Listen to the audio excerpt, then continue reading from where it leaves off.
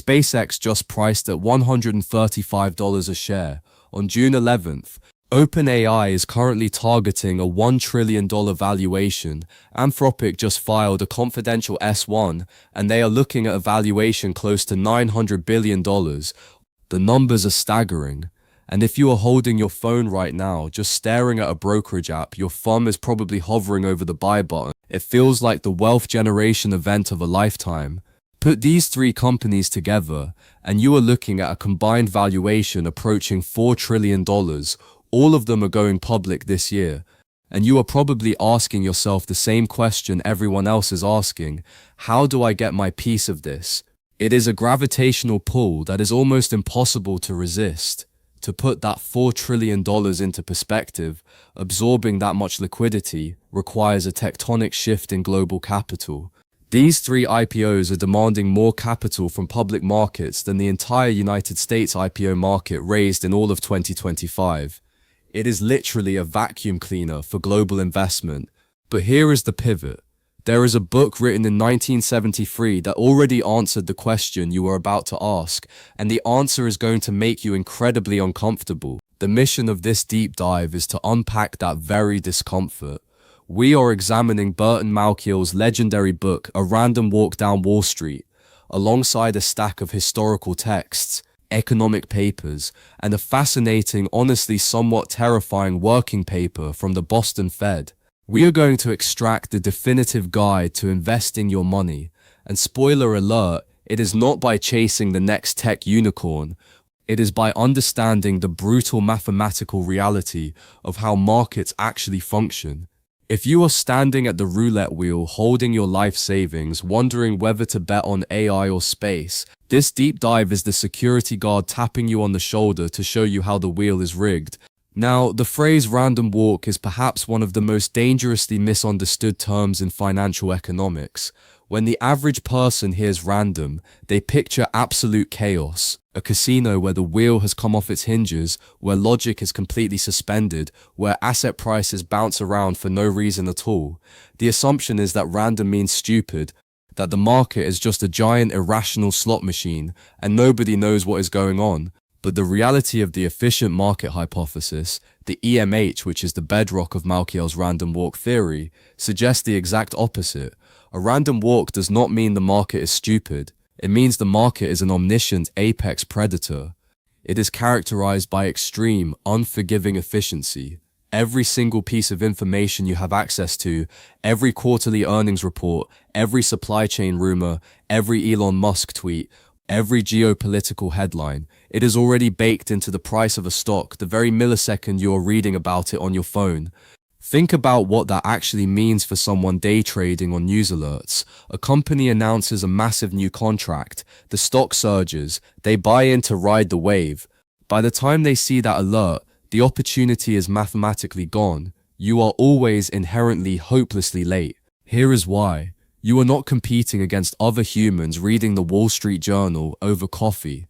You are competing against thousands of institutional hedge funds running proprietary machine learning algorithms housed in massive data centers located physically adjacent to the exchange servers, just to be closer to the data, literally to reduce fiber optic latency. The moment news hits a wire, natural language processors read the text, assess the sentiment, calculate the historical correlation to asset prices, and execute thousands of trades in microseconds, a millionth of a second. They build microwave towers in straight lines through mountains between Chicago and New York just to shave a single millisecond off transmission times. By the time the pixels on your phone screen illuminate to show you the headline, the institutional algorithms have already bought the stock, driven the price up to its exact new fair value, and are waiting to sell it to retail investors reacting to the news. Which means the next price movement has to be completely independent of the last one. That is the core of the random walk, because the market digests news instantly. The current price is perfectly correct, based on current information. The stock will only move again based on new information, and you cannot predict new information. By definition, true news is completely unpredictable. If you could predict it, it would already be in the price. This actually traces back to a mathematical concept from 1905, the analogy of the staggering drunkard in a field. Carl Pearson coined the term in a letter to the journal Nature in 1905.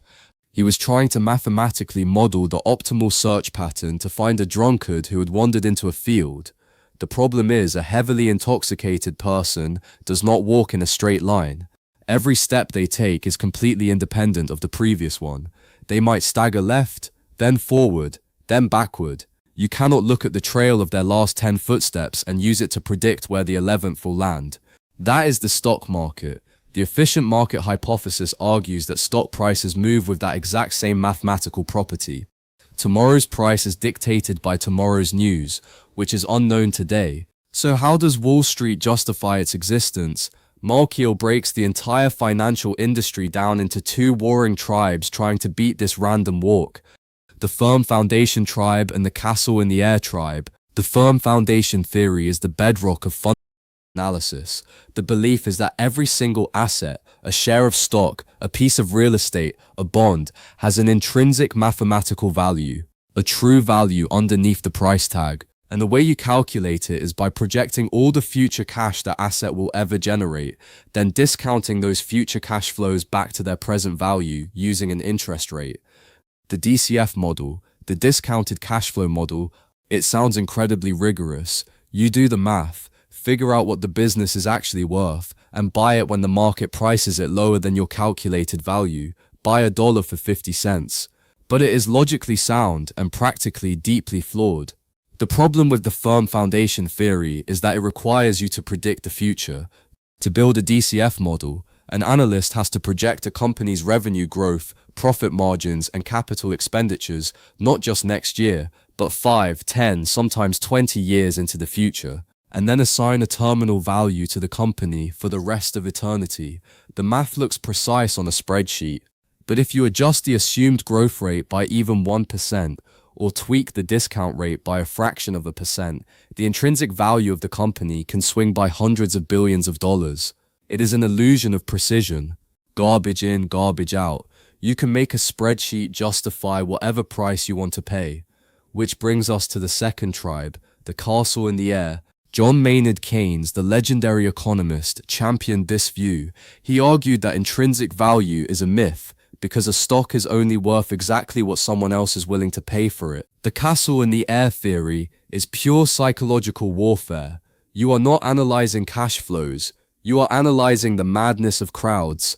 You buy an asset, regardless of how absurd the price is, simply because you believe a greater fool will come along tomorrow and pay an even more absurd price. You are building castles in the air and trying to sell the penthouse before the foundation collapses. Now, if the market is this omniscient apex predator that perfectly prices in all information, making the next move impossible to predict, how do you explain a market that still panics? Algorithms did not create the dot-com crash. Humans did.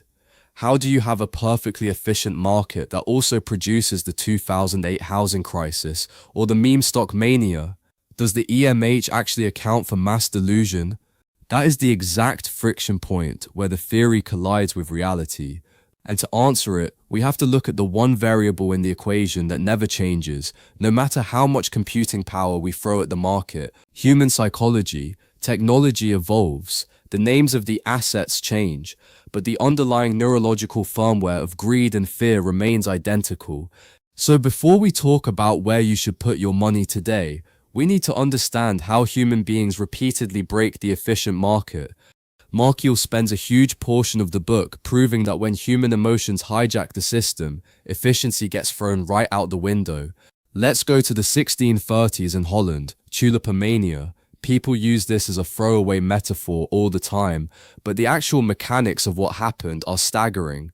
In the 1630s, the Dutch economy was booming and newly wealthy merchants developed an obsession with tulip bulbs.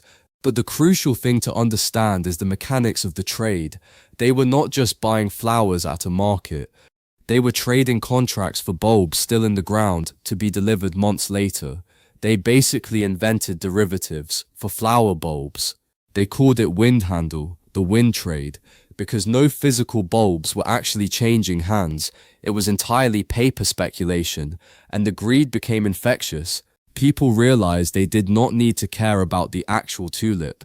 They just needed to hold the promissory note as the price went up and flip it to the next buyer.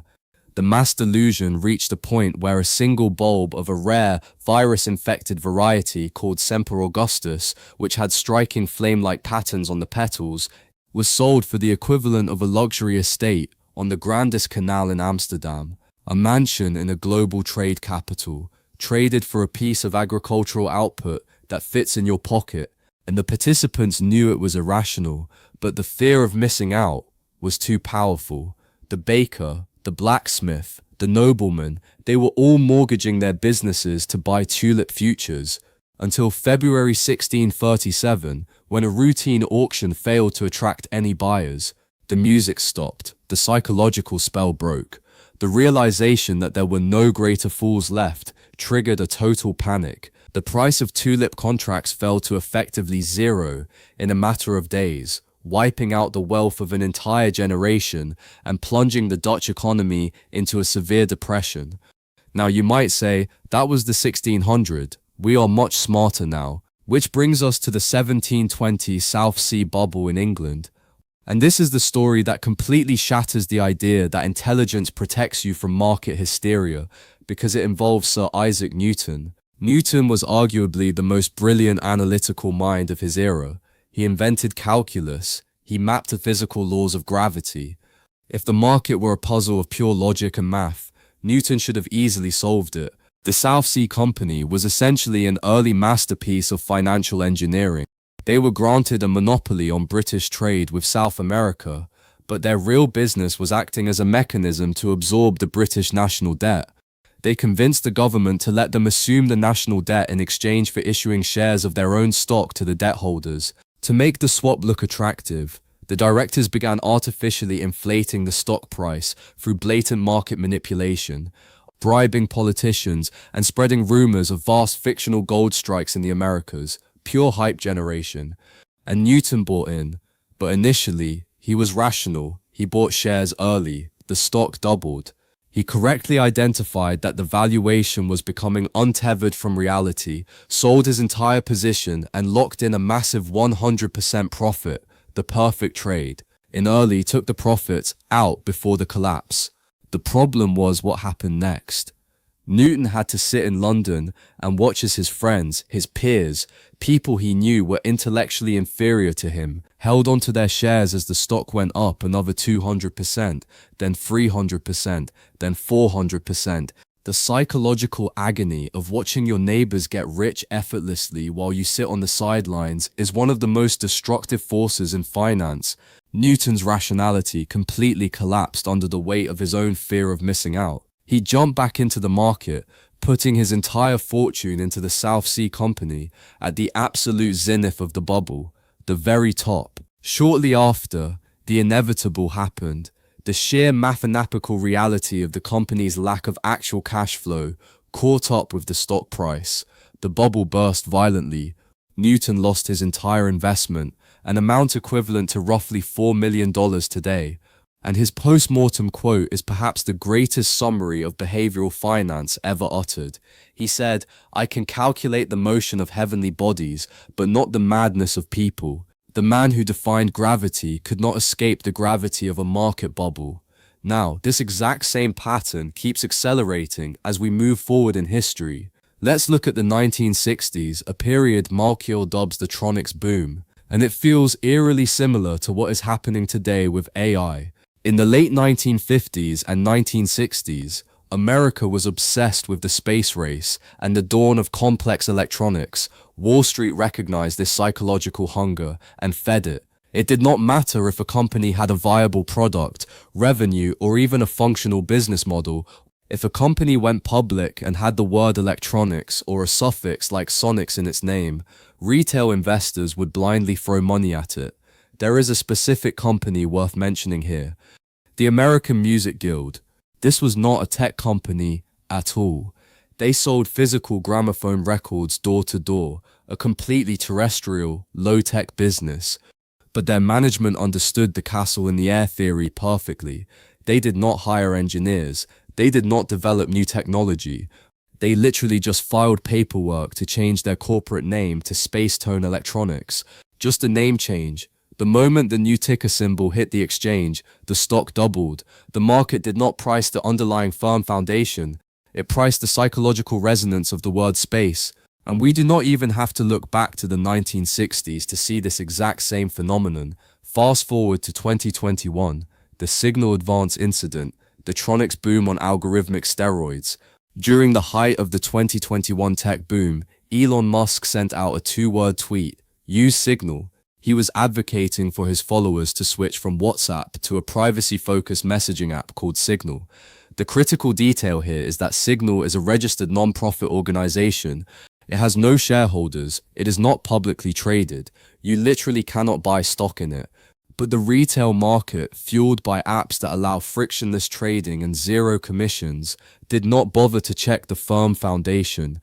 They just searched for the word Signal in their brokerage search bars, and what did they find? A penny stock called Signal Advance Inc., a tiny, obscure company in Texas that manufactured components for industrial and medical equipment, zero connection to the messaging app, zero connection to encryption, zero connection to Elon Musk. The sheer volume of blind retail buying, combined with algorithmic momentum scanners that detect volume spikes and automatically pile in, created an instantaneous feedback loop. Signal Advance's stock price surged by over 1,000% in a matter of days.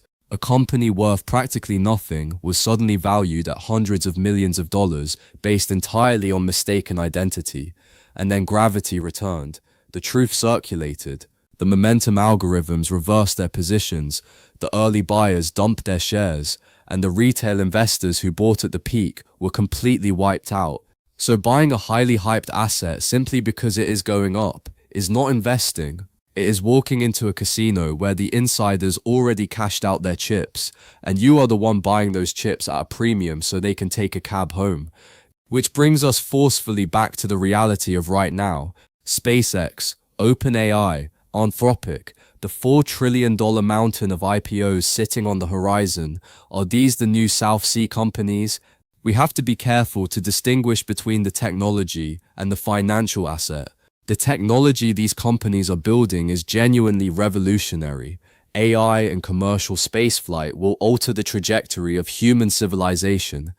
But Malkiel's data on initial public offerings is brutal, and it highlights a massive structural disadvantage for the average investor. So let's pull back the curtain on the book building process.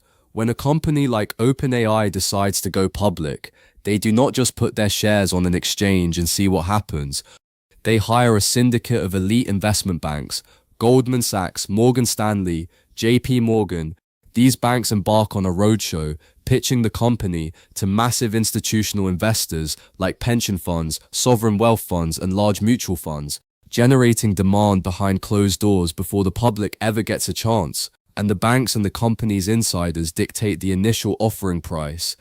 They calculate the precise maximum amount they can extract from the market, while still ensuring the entire block of shares is sold. The banks take a massive fee, often 3 to 7% of the total capital raised, right off the top. And the venture capital firms that funded the company for the past decade use the IPO as their exit liquidity event. They are unloading their risk onto the public market. Exit liquidity, such a clinical term for something so predatory. Your retirement account is serving as the exit strategy for a billionaire venture capitalist. On the day of the IPO, those institutional investors who got access to the shares at the original offering price often flip them immediately as the hype drives the price up on the open exchange. This is the famous IPO pop. When a retail investor clicks buy on their brokerage app on day one, they are almost never getting the offering price.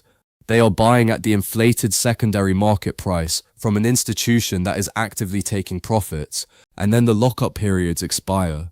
Insiders and early employees are typically legally barred from selling their shares for 90 to 180 days after the IPO. This artificially constricts the supply of shares, keeping the price elevated, making it look healthy. But the moment that lockup expires, millions of shares flood the market as insiders cash out, driving the price down violently. This structural dynamic is exactly why decades of academic data show that the average IPO drastically underperforms a broad market index in the 3 to 5 years following its debut. You are paying a massive premium for the privilege of providing liquidity to insiders. Now, someone listening might say, well, look at Amazon. If I bought Amazon at its IPO, I would be rich. And that is true. But Malkiel makes a brilliant historical parallel here.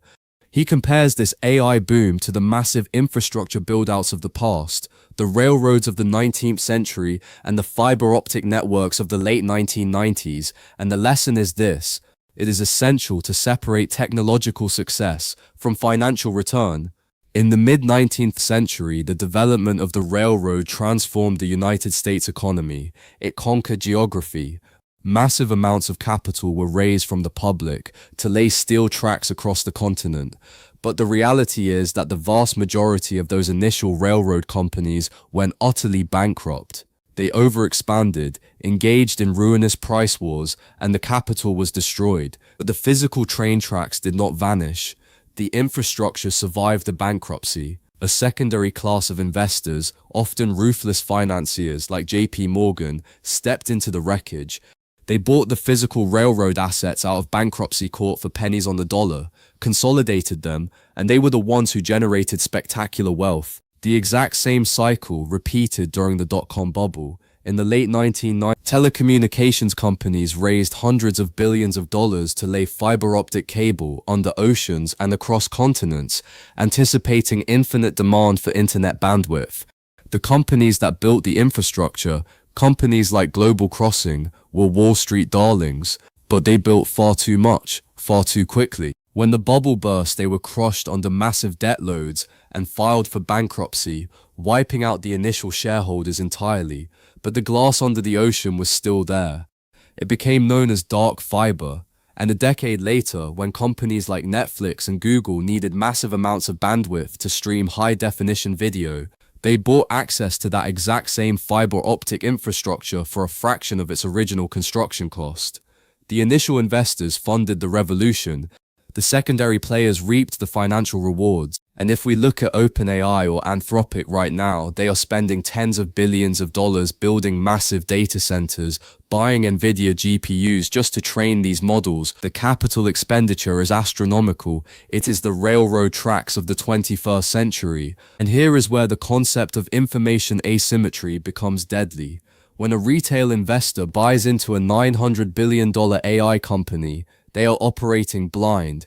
The insiders selling those shares know the exact burn rate of their data centers. They know the limitations of the current transformer architecture. They know the impending copyright lawsuits. They possess an encyclopedic knowledge of the firm's risks, and you have nothing but a glossy S1 prospectus and a media narrative. It is not an illegal conspiracy. It is just the structural reality of the market. You are playing poker against someone who can see your cards. So if we accept this, if we accept that IPOs are a structural trap and that chasing narratives leads to ruin, what are the alternatives? A massive segment of the retail investing world has rejected fundamental narratives and instead embraced technical analysis. If you spend 5 minutes on financial Twitter or YouTube, you will see thousands of self-proclaimed traders drawing geometric lines over stock charts. Technical analysis operates on a very specific premise. It assumes that you do not need to know anything about the underlying business, not what the company makes, not who the CEO is, not what the profit margin is. The core belief is that all fundamental information and all human psychology is instantly distilled and reflected in the price action of the stock.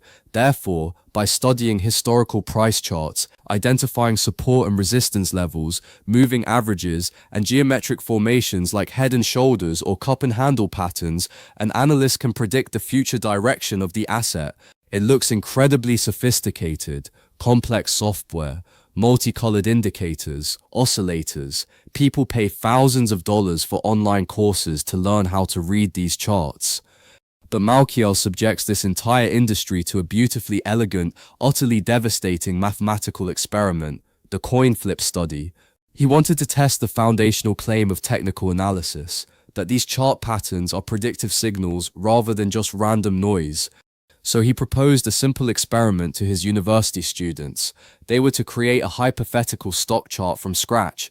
The stock would begin trading at $50.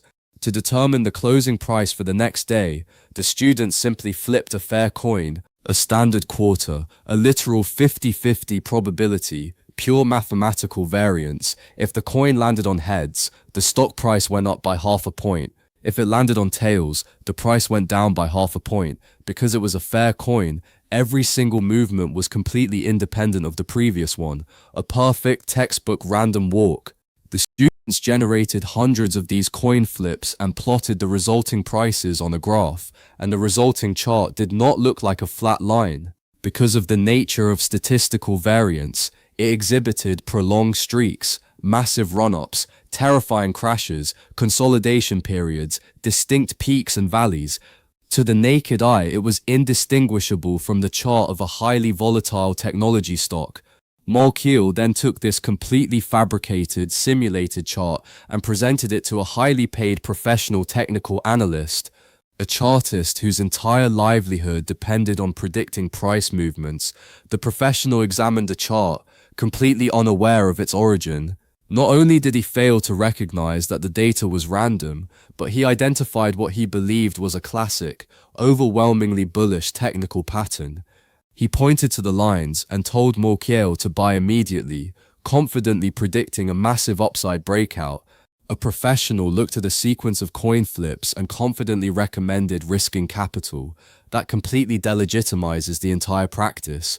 If the patterns exist in pure randomness, the patterns are not predicting anything, they are just statistical illusions. Technical analysis is the financial equivalent of astrology. You are looking at a random scattering of stars in the night sky and drawing lines between them until you convince yourself you see a hunter or a bear. The stars do not care. So why is it so pervasive? Why do incredibly smart analytical people fall for this? Because they are fighting millions of years of evolutionary biology. Human beings are apex pattern recognition machines. Our brains are hardwired to find order in chaos. It is how we survive as a species. Think about an early human walking through the tall grass of the savannah. The grass rustles. The brain has to make a split-second decision. Is it just the wind, or is it a predator? This is the classic type 1 versus type 2 error in statistics. A type 1 error is a false positive. You think it is a lion, you run away, but it was just the wind. The cost of that error is a few wasted calories. A type 2 error is a false negative. You assume it is just the wind, you ignore it, and you get eaten by a lion. The cost is your life. Evolution ruthlessly selected for humans who committed type 1 errors. We are genetically programmed to see patterns, agency, and meaning where none exists. Assuming randomness was fatal. So when a retail trader looks at a jagged line on a stock chart, their brain cannot accept that it is just random noise driven by thousands of competing algorithms. That lack of control induces severe anxiety. So the brain imposes a narrative. It finds the head and shoulders pattern to give them a sense of control over the chaos. It is a coping mechanism for uncertainty. And even if a genuinely predictive technical pattern were to emerge in the modern market, the retail trader would never be able to exploit it. The high-frequency institutional algorithms we discussed earlier, the ones with the microwave towers, are constantly scanning the market microstructure for these exact inefficiencies. The millisecond a predictable arbitrage pattern appears, the algorithms execute millions of trades against it, arbitraging the inefficiency out of existence before a human being can even process the visual data on their screen. The pattern self-destructs the moment it is observed, so technical analysis is debunked. The charts are just tea leaves. But what about the people in the expensive suits doing the heavy quantitative lifting? The MBAs analyzing supply chains, debt-to-equity ratios, and macroeconomic trends. Surely, if you deeply understand a company's balance sheet, you can calculate that firm foundation and beat the market. Fundamental analysis appears vastly more legitimate because it involves tangible data, cash, debt, inventory. The fundamental analyst attempts to forecast the company's future earnings trajectory. If their model suggests the company will earn significantly more money than the current market consensus, They issue a buy recommendation, but Malkiel strips away the safety net here as well. The fatal flaw is twofold: the inaccuracy of human prediction and a profound systemic conflict of interest. The empirical data on the accuracy of Wall Street analysts is staggering. Studies tracking thousands of professional earnings forecasts over decades reveal that analysts are systematically, persistently wrong. Their long-term growth estimates have little to no correlation with actual future outcomes, but more importantly, their errors are not distributed randomly. They are aggressively and consistently biased toward optimism. So why are they so optimistic? If their entire job description is to accurately predict the future of a business, why are they constantly overestimating revenues and downplaying risks? To understand this, you have to look at the incentive structure of an investment bank. Analysts do not operate in an academic vacuum. To build a detailed financial model, an analyst needs access to corporate management. They need the CEO to take their calls. They need the CFO to clarify depreciation schedules. They need to be invited to exclusive corporate site visits. Access is their currency. Now imagine an analyst does the math and determines that a massive Fortune 500 company is fundamentally broken. The products are failing. The debt is unsustainable. The analyst publishes a scathing report and slaps a sell rating on the stock. What happens next? The company cuts them off. The CEO blacklists them. They refuse to answer questions on the quarterly earnings call. The analyst loses their informational edge, which means they can no longer do their job. But the conflict goes much deeper than just access. The analyst works for a massive investment bank, say Goldman Sachs. That same bank has an investment banking division that makes tens of millions of dollars in fees by writing debt offerings, managing IPOs, and facilitating mergers for the exact same companies the analyst is evaluating. Now, there are supposed to be strict compliance rules, the so-called Chinese wall separating research analysts from the investment bankers. But the Chinese wall is often highly porous in practice. If an analyst slaps a sell rating on a major corporate client, that corporation will simply take their highly lucrative investment banking business to a competitor. The analyst is functionally punished for being accurate if that accuracy hurts the bank's bottom line. This profound structural conflict is why the research cites a truly mind-bending statistic.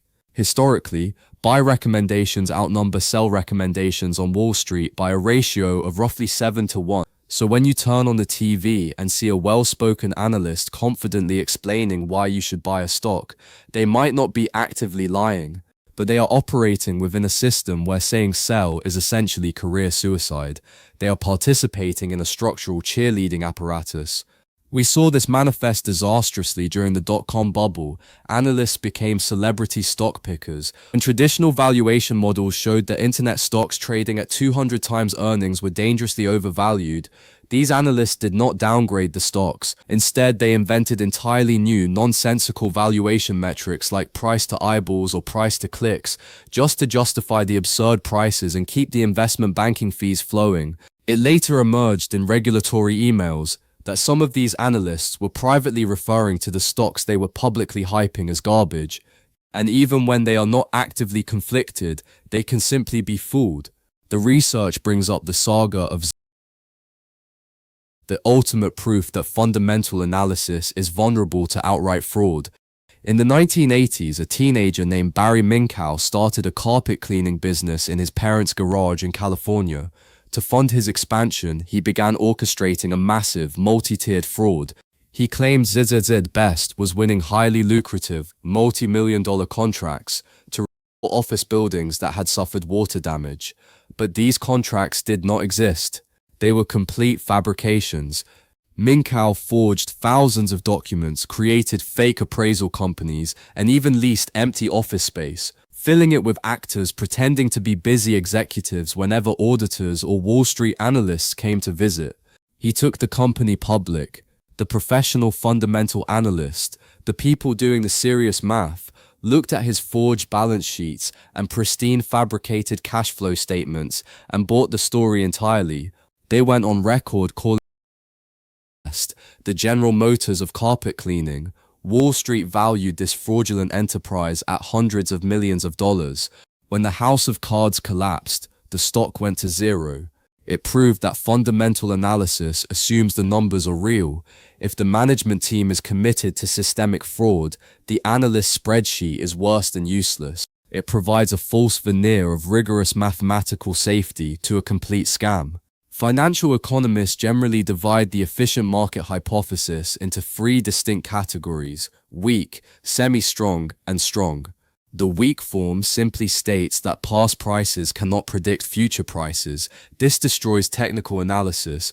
The semi-strong form argues that all publicly available information is immediately priced in, which severely handicaps fundamental analysis. And the strong form suggests that all information, both public and completely private, is reflected in the stock price. The strong form fails on contact with reality.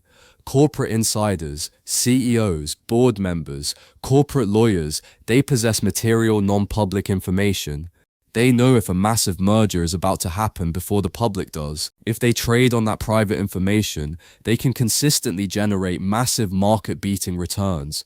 This is precisely why insider trading is a federal crime and why people go to prison for it.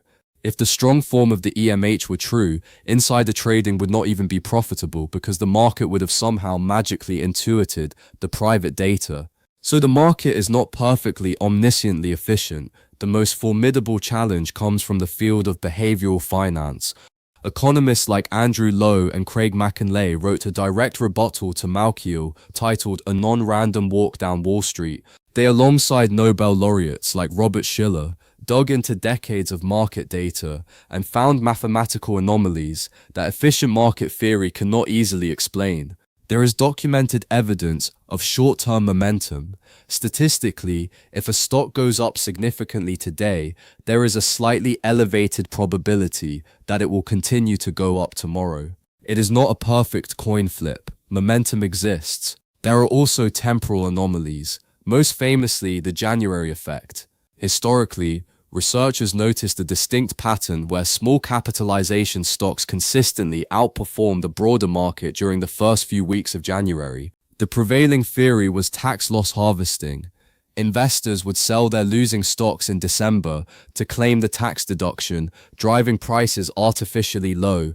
Then in January, they would buy back into the market, creating a surge in demand. There is also the value premium, the historical tendency for boring, unglamorous stocks with low price-to-book ratios to outperform high-flying growth stocks over long time horizons. These anomalies exist in the data. The random walk is not a flawless representation of reality. And this brings us to what is perhaps the most fascinating and frankly concerning part of this entire deep dive. If we assume the market is generally efficient, the logical conclusion is that everyone should stop actively trading and just buy passive index funds. But a working paper from the Boston Fed asks a terrifying question: what happens if everyone actually does that? The paper, generated by the Supervisory Research and Analysis Unit of the Federal Reserve Bank of Boston, acknowledges that the massive migration of capital from active mutual funds into passive exchange-traded funds, or ETFs, actually reduces some traditional systemic risks. Here is how passive indexing makes the system safer. It comes down to the plumbing of ETFs versus traditional mutual funds. If there is a market panic, and everyone tries to pull their money out of a traditional mutual fund, the fund manager is forced to sell their underlying stocks for cash to pay the redeeming investors. This creates a fire sale, driving market prices down further, which triggers more panic. A doom loop. ETFs, however, utilize an in-kind creation and redemption mechanism. Authorized participants, massive institutional market makers, absorb the ETF shares and exchange them for baskets of the underlying stocks without forcing cash sales on the open market. This reduces the risk of destabilizing liquidity runs, and the data shows that passive investors are far less likely to panic sell during a crash compared to active investors chasing performance. So a passive investor base is a more stable investor base. So where is the terrifying part? The Boston Fed warns that this very shift introduces entirely new, highly complex structural vulnerabilities. First, the asset management industry is becoming dangerously concentrated. A few massive firms, BlackRock, Vanguard, State Street, now control trillions of dollars in voting shares across the entire economy. A cybersecurity failure or operational collapse at one of these behemoths could paralyze global financial markets, a single point of failure for global capitalism. Second, the rise of complex passive vehicles, specifically leveraged and inverse ETFs, creates a terrifying volatility loop. People see a 3x bull tech ETF and think they can simply triple their gains, but a leveraged ETF does not simply borrow money to buy more stock. To achieve 3x daily leverage, the fund managers utilize complex derivatives, specifically total return swaps negotiated with major investment banks. The crucial mechanism is that the fund promises to deliver 3x the daily return of the index. This mandates that the fund must rebalance its swap exposure every single day, right before the market closes. And what does that do to the broader market? It forces pro-cyclical trading. If the stock market goes up during the day, the 3x ETF has grown larger. To maintain its 3x leverage ratio, it is forced to buy more swaps at the end of the day, forcing the banks to buy more of the underlying stocks to hedge their exposure. If the market goes down, the ETF is forced to sell into the weakness. These funds mechanically amplify the market's direction, executing billions of dollars in trades at the end of every day, regardless of fundamental value. They are acting as an accelerant to whatever fire is already burning. And finally, there is the distortion of price discovery itself, the index inclusion effect. When a company like Tesla is suddenly added to the S&P 500, every single S&P 500 index fund in the world is instantly forced to buy millions of shares of Tesla, regardless of the price, the valuation, or the fundamentals. The stock's price becomes detached from its underlying business reality, highly correlated to the massive tidal wave of passive money flowing into the index. So the market is not perfectly efficient. There are anomalies, momentum, and massive structural distortions caused by the passive funds themselves. Does this destroy Malkiel's random walk theory? Not at all. Malkiel's response to these critics is the intellectual checkmate of the entire debate. He acknowledges the anomalies, he acknowledges the January effect and the value premium, but he points out the fatal paradox of attempting to profit from them. The map destroys the territory. The moment a behavioral economist publishes a peer-reviewed paper documenting a market inefficiency like the January effect, thousands of quantitative hedge funds read the paper. They program their algorithms to exploit the anomaly. If the academic data proves that stocks surge in the first week of January, the algorithms do not wait until January. They start aggressively buying in December to get ahead of the surge. And because massive amounts of capital are front-running the trade in December, the December prices go up, and the January effect completely vanishes. The very act of observing, publishing, and trading on the inefficiency forces the market to correct it.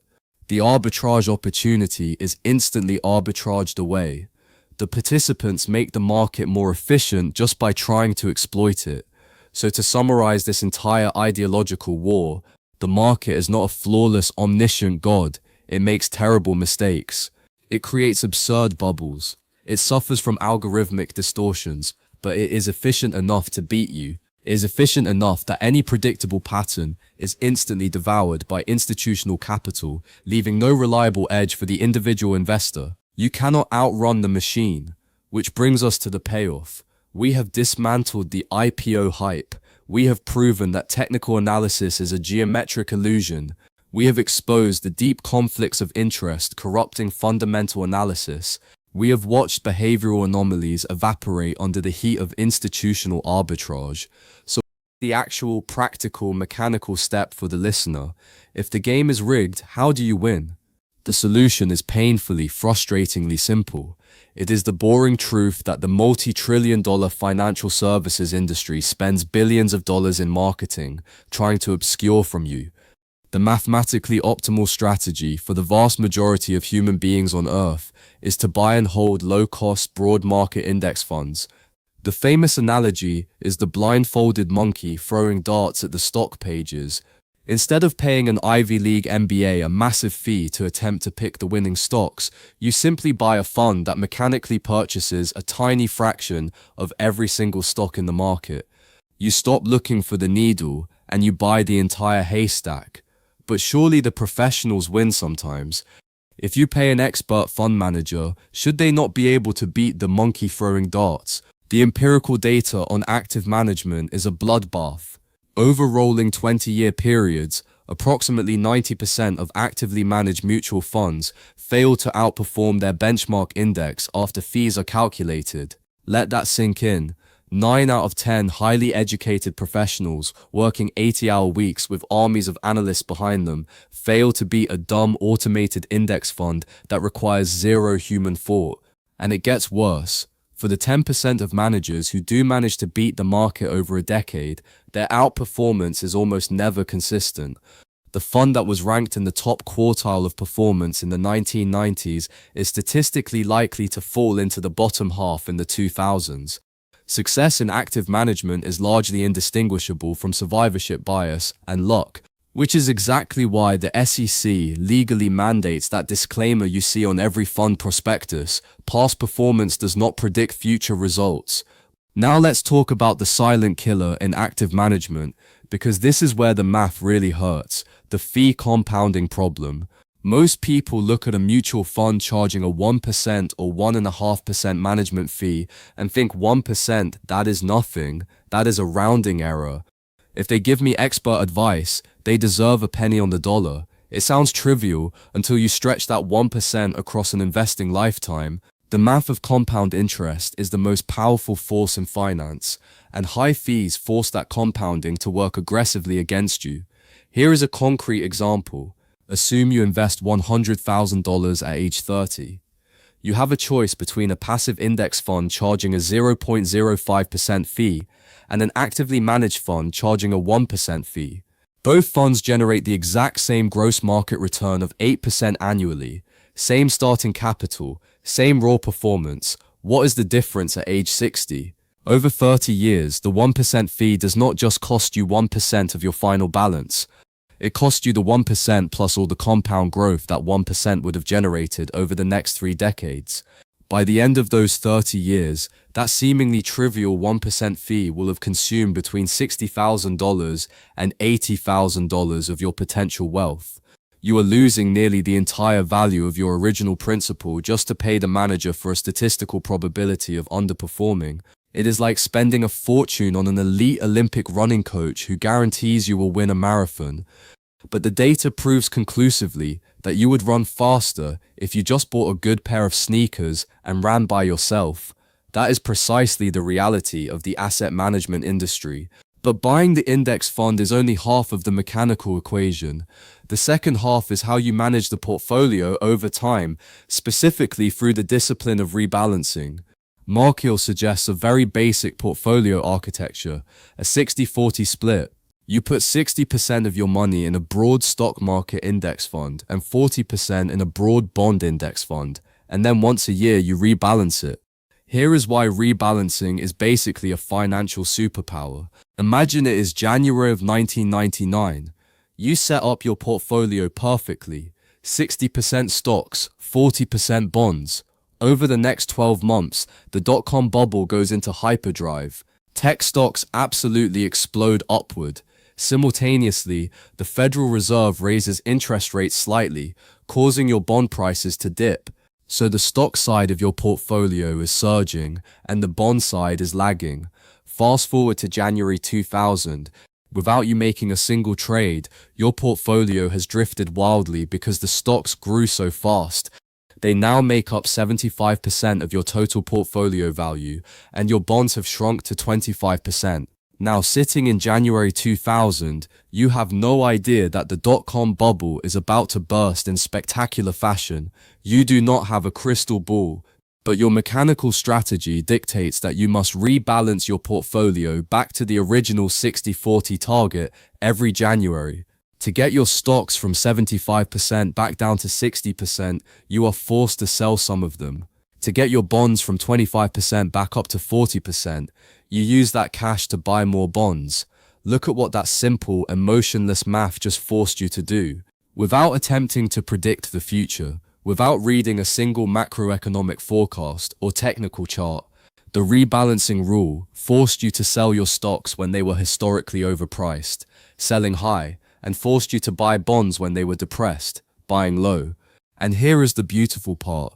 If you had looked at your portfolio in January 2000, your human brain would have been screaming, "Do not sell, tech stocks are making you rich. Sell the boring bonds and buy more tech." Rebalancing forces you to act contrarian to the herd. By selling those tech stocks in January 2000, you locked in massive profits and took risk off the table just months before the Nasdaq collapsed by 78%. According to long-term historical data, maintaining a disciplined asset allocation and rebalancing it annually often outperforms complex active market timing strategies, simply because it systematically enforces the golden rule of investing: buy low, sell high. But within this life cycle strategy, there is one devastating pitfall that Malkiel warns about, what we can call the Enron trap. Many modern corporations incentivize their employees by offering stock options, employee stock purchase plans at a discount, or by matching 401k contributions using company stock. It is incredibly tempting, especially if you work for a highly successful tech company, to hold a massive portion of your net worth in the stock of the company that employs you.